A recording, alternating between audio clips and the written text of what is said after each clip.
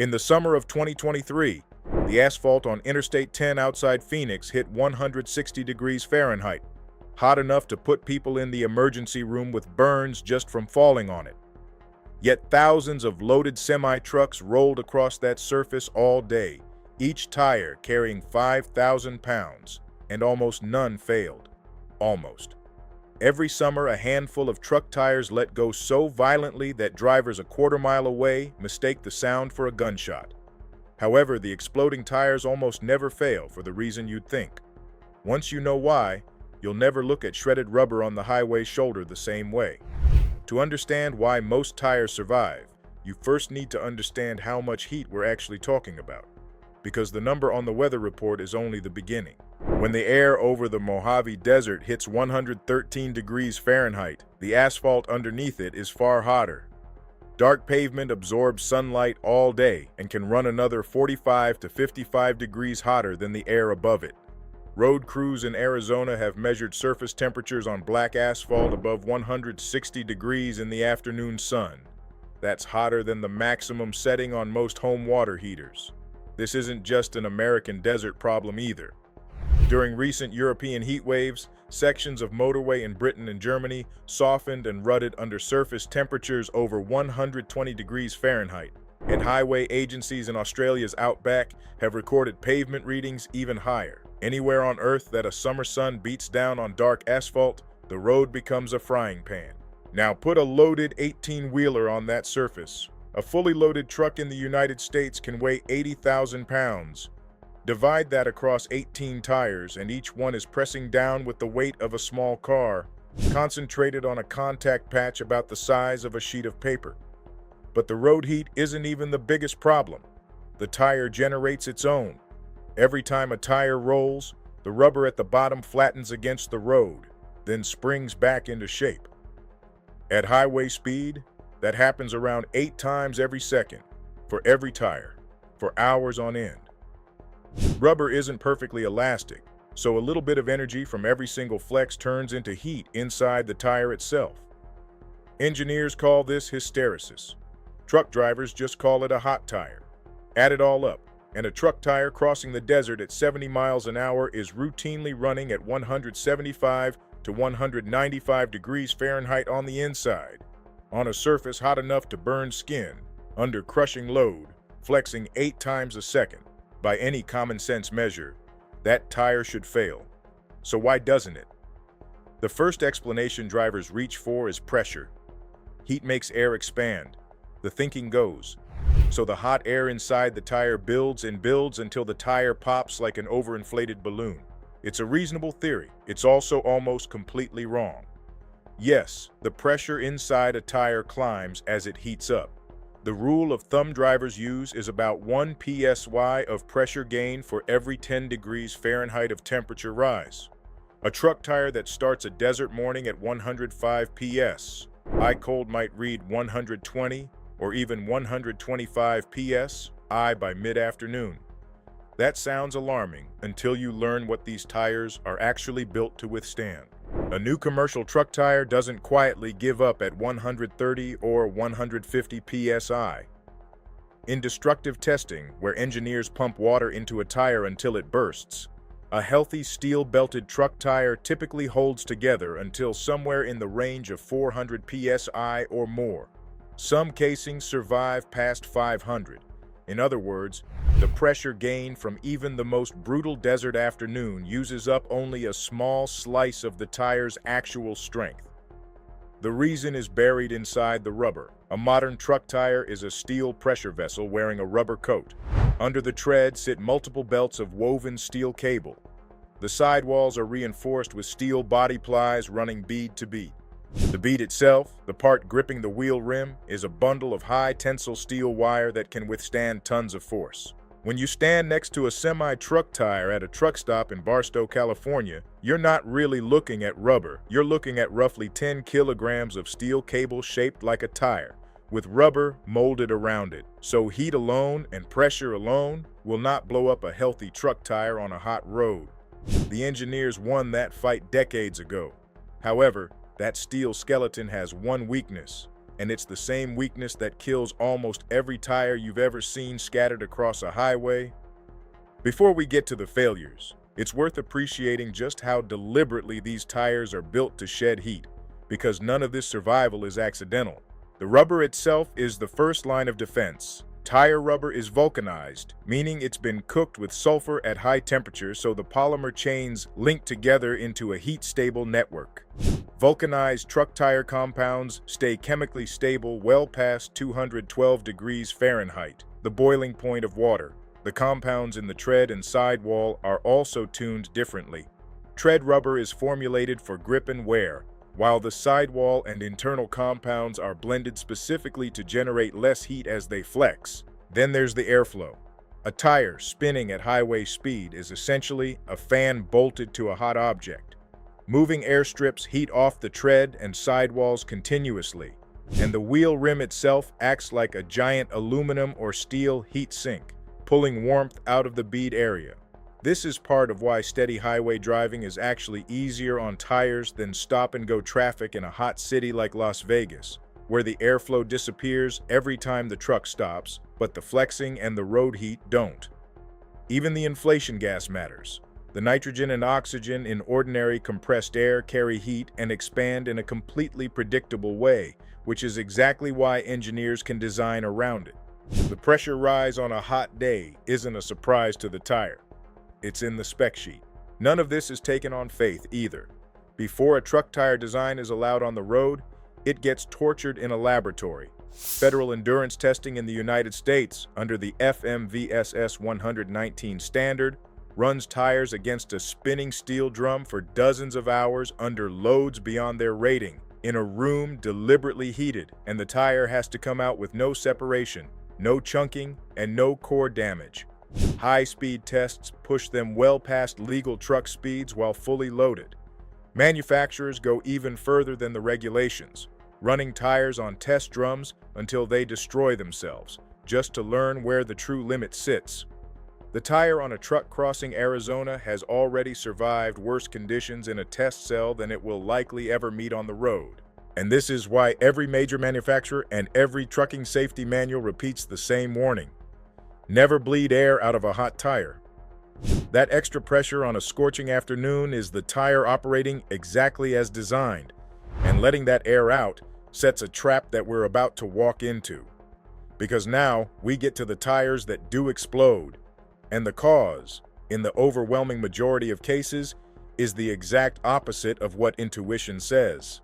It isn't too much pressure, it's too little. Picture a truck tire that's supposed to run at 105 psi but has quietly leaked down to 70. Nothing looks wrong from the driver's seat. The tire is only slightly squashed. On a dual-wheel setup where tires are mounted side by side, a flat inner tire can hide completely because its healthy twin holds the truck up and disguises the problem. But that underinflated tire is now flexing far more with every rotation. The sidewall bulges harder, folds deeper, and snaps back more violently. 8 times a second, hour after hour. All of that extra flexing becomes extra heat, and the heat has nowhere to go because the flexing never stops. Somewhere past 250 degrees Fahrenheit, the rubber begins to change chemically. The sulfur bonds created during vulcanization start breaking down, a process engineers call reversion. The rubber literally begins to uncook, turning soft and gummy. The bond between the rubber and the steel cables weakens. The steel body cables in the sidewall, now flexing in overheated, softening rubber, begin fatiguing and snapping one by one like bending a paperclip back and forth. And then, all at once, the survivors can't hold the pressure anymore. A line of steel cables lets go in a split second, unzipping along the sidewall. Tire technicians call this exact failure a zipper rupture because the burst line looks like an opened zipper. The tire detonates, releasing the force of all that compressed air instantly. This is where those long black strips of rubber on the highway come from, the ones truckers call road gators. Investigations into commercial tire failures point at the same culprit again and again: underinflation, overloading, or a slow leak that turned a normal tire into a rolling heat generator. The desert heat just speeds everything up. The tire was already dying. Now, if you've spent any time around trucking, you've probably heard a different explanation for all that rubber on the shoulder. Cheap retreads. The story goes that fleets glue new tread onto worn-out carcasses to save money, and those caps peel off in the summer heat. It sounds convincing, and retreads are everywhere. Roughly half the truck tires rolling in North America are retreaded, because a quality retread costs a fraction of a new tire, and the steel casing underneath is built to live through multiple tread lives. But when the Federal Motor Carrier Safety Administration commissioned a study of tire debris collected from highways across the country, the retread theory fell apart. The debris contained new tires and retreads failing in similar proportions, and in both groups, the dominant causes were the same familiar suspects: underinflation, punctures that were never repaired, and overloading. A modern retread from a proper plant is cured onto the casing with heat and pressure, and that bond is genuinely strong. What kills retreads is the same thing that kills new tires: a casing that's been run hot and soft, flexing on low pressure, until nothing bonded to it stands a chance. And when it happens at full highway speed, the driver's problems are only beginning. A steer tire letting go at 60 miles an hour can yank a truck toward the guardrail before the driver even registers the bang. Even when the driver keeps it straight, the truck is now sitting dead on the shoulder of a remote highway. Commercial roadside service for a blown truck tire routinely takes 2, 3, sometimes 5 hours to arrive in places like rural Nevada or West Texas. And out there, the environment doesn't wait politely. Desert climates swing hard. The same stretch of road that hits 113 degrees in the afternoon can drop near freezing after midnight, and blowouts don't check the calendar before they happen. Veteran drivers treat the space behind the seat like a lifeboat. Water, warning triangles, gloves, a flashlight, and some kind of thermal layer in case the weight stretches into a cold night with the engine unable to idle. On that last point, a lot of drivers have started carrying a TerraShell. It's an emergency thermal bivvy, basically a full-body shell that reflects your own body heat back at you, so it needs no power, no fuel, and no engine. Folded up, it's smaller than a soda can and weighs about 4 ounces, which means it lives in a door pocket or glove box without you ever noticing it. It doesn't expire, doesn't need charging, and works the same on year 10 as it does on day 1. If you ever end up waiting out a cold night on a shoulder, you climb in and your own body warmth does the rest. For the price of a truck stop dinner, it's one of those things you hope stays sealed forever. If you want to take a look, there's a link in the description below. If you want proof of how deadly the heat and underinflation combination really is, history already ran the experiment at full scale. In the late 1990s, Firestone tires mounted on Ford Explorers began shedding their treads at highway speed, and the failures killed more than 270 people before the recall ended. When federal investigators at the National Highway Traffic Safety Administration mapped the failures, a pattern jumped out. The tread separations clustered overwhelmingly in the hottest states, places like Texas, Florida, and Arizona, and they spiked in the summer months. The vehicles were often running tire pressures at the low end of the recommendation, loaded up for family trips in brutal southern heat: low pressure, heavy load, high temperature. The same 3 ingredients we've been talking about this entire video, and it took one of the largest tire recalls in history, over 14 million tires, for the industry to relearn that lesson. That disaster is also the reason your modern truck or pickup has a tire pressure warning light at all, because Congress mandated pressure monitoring systems in the aftermath. Now, everything we've covered so far describes tires being slowly cooked to death from the outside in, over hours. But there's a rarer, far more violent way a tire can go. And this one is a genuine explosion. In the full chemical sense of the word, it's called thermal runaway. And it starts when something pushes a tire far beyond ordinary overheating. The classic trigger is a dragging brake. A stuck brake shoe on a trailer axle can glow red hot, and that heat pours through the wheel directly into the tire bead. Another trigger is a wheel fire, or in mining operations, a lightning strike or contact with a power line. Once the inside of a tire climbs past roughly 480 degrees Fahrenheit, the rubber stops merely degrading and starts pyrolyzing. It chemically decomposes, releasing flammable gases like hydrogen and methane into the sealed air chamber. The tire has now become a pressure cooker, slowly filling itself with fuel and hot compressed air. When the mixture ignites, or the weakened casing finally lets go, the result is a genuine blast. The mining industry learned this the hard way. The giant tires on haul trucks in Western Australia's Pilbara iron ore mines stand 13 feet tall, and when one of them goes into thermal runaway, the explosion can throw debris hundreds of yards and has killed workers who approached to investigate. That's why mining safety rules mandate isolation zones around any hot or smoking tire, sometimes for a full 24 hours, because a tire in thermal runaway can detonate long after the visible fire is out. Highway trucks carry the same risk in miniature. Fire departments are trained never to stand directly beside a burning truck tire, but to approach from an angle, because a sidewall rupture fires debris outward like a shotgun. And this is also why an experienced driver who smells hot rubber and sees smoke curling off a wheel doesn't walk up and kick the tire.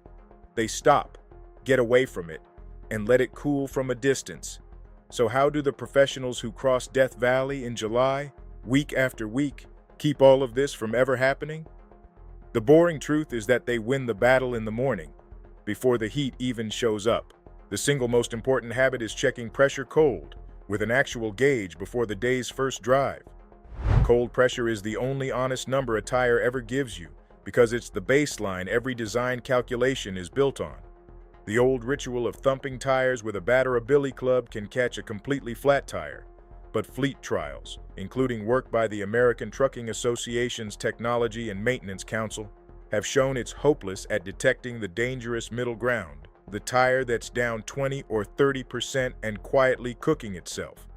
Modern fleets back this up with tire pressure monitoring systems that report each tire's pressure and temperature to the dashboard in real time, which is especially valuable for catching that hidden killer, the flat inner tire on a dual assembly. Drivers also respect load ratings and speed ratings, because an overloaded tire behaves exactly like an underinflated one. Same extra flex, same heat, same ending. And on the hottest days, they do one more thing that sounds like doing nothing. When the gauge reads high in the afternoon, they leave it alone. Bleeding a hot tire down to its cold specification means that once it cools overnight, it's now underinflated, and tomorrow it starts the desert crossing already wounded. Plenty of zipper ruptures began with a well-meaning driver and an air chuck the day before. The tire pressure decal on the driver's door, the morning gauge check, the walk around at every fuel stop. None of it is glamorous. All of it is why 160-degree asphalt almost never wins. So the next time you're on a summer highway and you pass a shredded road gator baking on the shoulder, you'll know its real story. It almost certainly didn't explode because the desert was too hot or the pressure climbed too high. It died weeks earlier, the moment a slow leak started and nobody caught it. The heat just wrote the last chapter. A properly inflated truck tire is one of the most overbuilt objects you'll ever roll past. A steel pressure vessel with a 400 psi safety margin engineered to shrug off the hottest pavement on Earth. Neglect is the only thing that beats it. If you enjoy finding out why everyday machines survive things that should destroy them, hit subscribe, because that's what this channel digs into every week. And if you're wondering how those same trucks stop 80,000 pounds going downhill without setting their brakes on fire, the video on your screen right now answers exactly that.